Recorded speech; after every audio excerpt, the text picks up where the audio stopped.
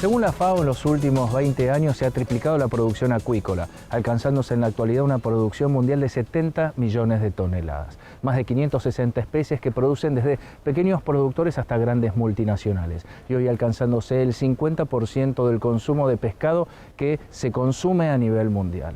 Ahora, ¿cuál es el potencial que verdaderamente tiene la Argentina teniendo el recurso agua y una materia prima como la soja? Se analizó en Rosario en el seminario de Axoja.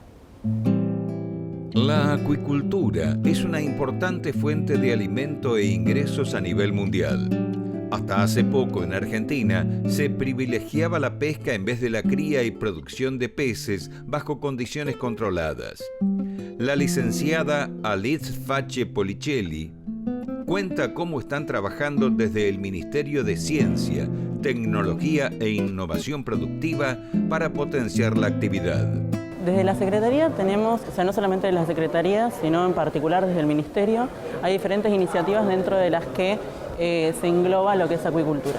Por un lado, la iniciativa Pampa Azul tiene una comisión de maricultura en la que estamos trabajando en desarrollar estrategias y recomendaciones de nivel técnico para poder, digamos, que la Comisión Interministerial de Pampa Azul emita o construya políticas a largo plazo. Por otro lado, tenemos dentro de lo que es la Subsecretaría de Políticas y Planeamiento una nueva dirección que es Proyectos Estratégicos. Tiene un proyecto emblema, un proyecto estratégico de acuicultura que es el primero de todos. Va a ser lanzado en breve y lo estamos construyendo. Por otro lado, también trabajamos en lo que es bioeconomía. Bioeconomía desde 2014 tiene incluido el tema acuicultura y el año pasado, dentro de las diferentes regionales, porque acuicultura ya fue regional, dentro de lo que es el NEA y Patagonia, se generaron espacios de talleres estratégicos, talleres de demandas de innovación tecnológica y talleres en los cuales se capacitó con expertos a nivel internacional en el tema de diferentes áreas de acuicultura, digamos, diferentes tecnologías en acuicultura. Eso fue en 2015. En este año esperamos tener, digamos, una oferta superadora. Se están construyendo los programas de las diferentes bioeconomías. Sabemos que Patagonia y NEA va a tener incluida la temática muy probablemente y estamos armando algo especial en conjunto de bioeconomía y Pampa Azul para diciembre de este año en Mar del Plata. ¿Y cuáles son las especies y distintas regiones que se aplican en Argentina bajo este sistema de producción intensiva? Argentina tiene, la verdad que, como sabrán ustedes, muchos climas, unas cuencas, digamos, acuíferas muy buenas, muy ricas. Lo que es el litoral marítimo es enorme, como la COPLA nos informó hace poco o logró que se reconociera el territorio marítimo argentino ampliado, con lo cual la verdad que hablar en este momento de algunas especies es quedarnos muy cortos. Los bivalvos, por ejemplo, en lo que es marino, tanto sea mejillones como ostras, vieiras, tenemos mucho potencial en todo lo que es bivalvos.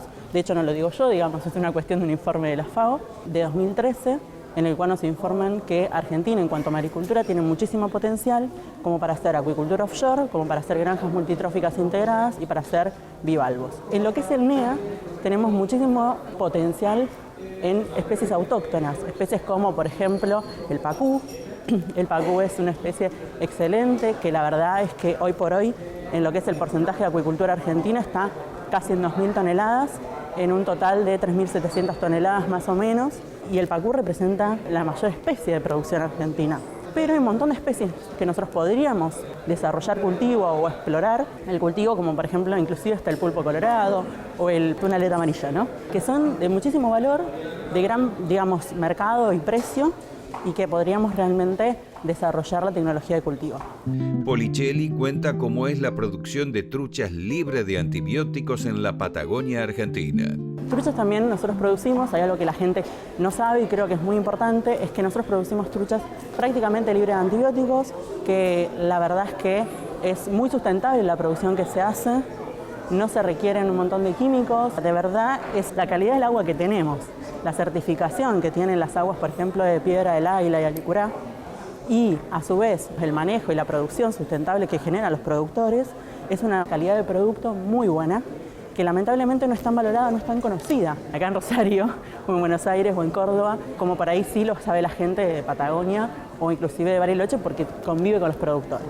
La verdad que para nosotros sería una de las estrategias a desarrollar el hecho de un mayor conocimiento acerca de que la acuicultura es una actividad que existe, que se puede cultivar no solamente peces, sino algas, sino un montón de otras especies, por ejemplo, ornamentales, y que además se puede hacer muy bien, y que de hecho Argentina lo hace muy bien. Lo mismo el pacú. Pacú es muy sustentable, de hecho hay cultivos de arroz pacú, o sea, con lo cual es una rotación de cultivo que nos permite de alguna forma un efecto sinérgico entre las especies. Tenemos buenos exponentes y grandes exponentes de producción acuícola sustentable, y eso es lo que deberíamos poner en valor y realmente poder comunicar al mundo, digamos. Sí tenemos nosotros desde el Ministerio de Ciencia hemos tenido contacto con más de 180 productores. Hay una gran cantidad de productores mucho más chicos en el NEA que están siendo relevados por el clúster acuícola del NEA, que trabaja la verdad que muy bien también en esa zona. Pues hay, digamos, grandes exponentes o casos particulares como, por ejemplo, un criadero de caballitos de mar en Patagonia, producción de caviar en La Rioja, yacaré está en Corrientes, acá en Santa Fe, que creo que tenemos una biodiversidad muy grande, solamente, digamos, centrándonos en especies autóctonas y especies que ya están en nuestras cuencas, digamos, acuíferas. Favorecer la acuicultura puede atraer inversores a la actividad, incluso vínculos comerciales con productores agrícolas. Policelli cuantifica el rol de los aceites, expeller y concentrados proteicos de soja dentro de la nutrición de los peces. Yo tengo por misión, digamos, ir a las verdades y mentiras de la soja en cuanto a, digamos, cuánto porcentaje de soja se puede incluir en alimento balanceado, ¿sí? Las especies son diferentes y tienen distintos requerimientos, ¿sí? Mientras uno dice, bueno, yo acá cultivo vacas, cerdos, pollo, en lo que es terrestre, cuando hablamos de acuicultura solamente en peces, tenemos 500 especies cultivables. No todos los peces pueden alimentarse de la misma cantidad de soja. Dentro, además, de los productos de soja que se pueden incluir, tenemos desde aceites, el expeller, concentrados proteicos, que también eso es muy bueno, que todavía nosotros no hemos explotado del todo, y, digamos, diferentes porcentajes de los distintos componentes pueden ir de alguna forma jugando para llegar al máximo porcentaje posible de soja y poder de esa forma bajar costos y cubrir los requerimientos. La soja es muy buena fuente de proteínas, que es un alimento que está disponible y que nosotros tenemos muy buen manejo de los subproductos. Si nos vamos a la parte negativa, es verdad que la soja para determinadas especies tiene muchos antinutrientes. Ahora, hay una buena también asociada, que es que existen tecnologías, y de hecho nosotros tenemos en Argentina muchos grupos de investigación, investigadores que desde FAUBA, desde la Universidad de Río Negro, desde el SENADAC, que trabajan en nutrición animal, específicamente en peces, y que trabajan, por ejemplo, sobre esos antinutrientes. Se atacan esos antinutrientes, se pueden aditivar con enzimas o inclusive hacer tratamientos como el extrusado que inactivan de alguna forma esos antinutrientes.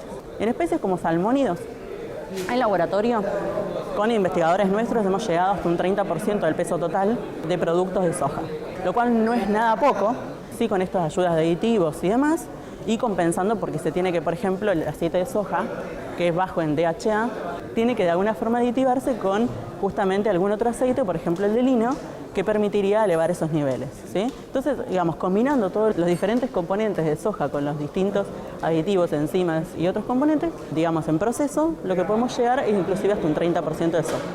En salmónidos, ¿no? Estamos hablando.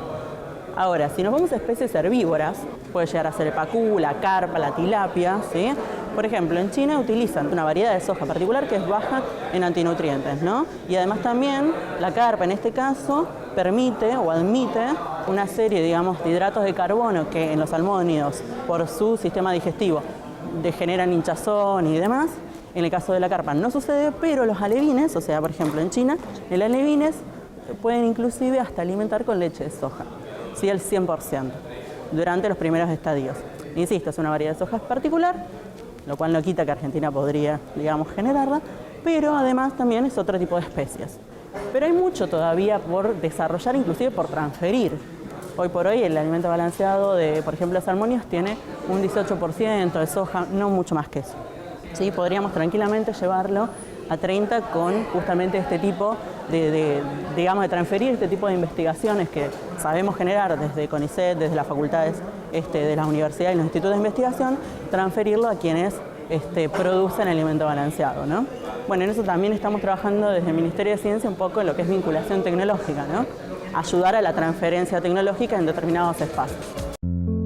Los peces tienen una excelente tasa de conversión de alimento en carne, superior a la de los vacunos y otras especies cárnicas. Policelli analiza además costos y claves de esa conversión. De verdad, mientras un kilo de carne de vaca nos está llevando entre 7 a 10 kilos de alimento balanceado, el pescado puede inclusive hacer con 1,1 kilo de alimento balanceado producir 1 kilo de pescado. Tengamos en cuenta que depende de las especies, inclusive una tasa de conversión en salmónido medio, por decirlo mala, es 1,35. O sea que inclusive en salmónidos es muy buena, que son las especies que tienen mayor requerimiento en cuanto a cuestiones, digamos, nutricionales. Es verdad también que el alimento balanceado de peces es bastante más caro que el alimento balanceado de vaca o de cerdo. Ahora bien, si nosotros trabajamos sobre la transferencia de estas tecnologías para utilizar mayor porcentaje de soja y demás, se van manejando, digamos, los componentes que construyen el precio, los costos de ese alimento balanceado, ¿no? Justamente, y si hacemos una relación costo-beneficio del factor de conversión de la alimentación por hectárea, ¿cómo podemos comparar la de un bovino versus la de la piscicultura? Bien vos dijiste, estamos produciendo por hectárea. Bueno, imagínate que la acuicultura produce por metro cúbico. O sea, estamos dándole una dimensión más al cultivo. En esa dimensión más al cultivo, digamos, hay diferentes normas y hay diferentes recomendaciones de lo que debería cultivarse por metro cúbico. Ahora, si nos vamos al caso de salmónidos, es ideal cultivar abajo de los 10 kilogramos sobre metro cúbico. Ahora, ¿se puede llevar más intensivo? Sí. Hay especies o hay, digamos, sistemas de cocultivo o cultivos multitróficos en piletones, como puede llegar a ser en China, o en el caso de jaulas marinas y demás. Sin embargo, en el caso de salmónidos, y como por citar una norma, estaríamos abajo de los 10 kilogramos sobre metro cúbico. Policelli opina sobre la agricultura argentina, potenciada a partir de la sanción en diciembre de la primera Ley Nacional de Acuicultura Sustentable.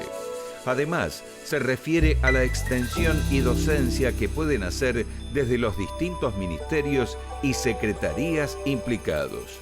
Actualmente tenemos una ley que salió en diciembre, que el decreto reglamentario estaría próximo a salir, con lo cual ya tiene una seguridad, digamos, jurídica de que la actividad está nomenclada, existe, y que hay una ley inclusive, digamos, de fomento, porque la ley está, digamos, apuntando a ese lado.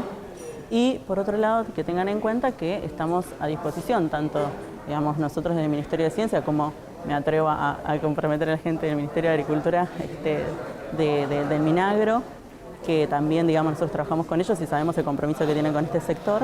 Primero, acercarse por una cuestión de que tenemos muchos institutos de investigación, tenemos mucho conocimiento para poder, digamos, transferir, y inclusive de profesionales que se han formado, de gente que forma a otros profesionales, o sea que hay academias, hay escuelas, hay institutos, por ejemplo, el CRIAR, en este caso está lanzando un taller que cubrió todos los cupos en la primera semana. Entonces, realmente la acuicultura tiene mucha potencialidad y también tenemos bastante know-how para poder transferir. Lo importante es una actividad nueva y de alguna forma empezar sin el contacto de los técnicos que saben, sin el contacto de las tecnologías o los institutos que conocen de la cuestión, ¿no?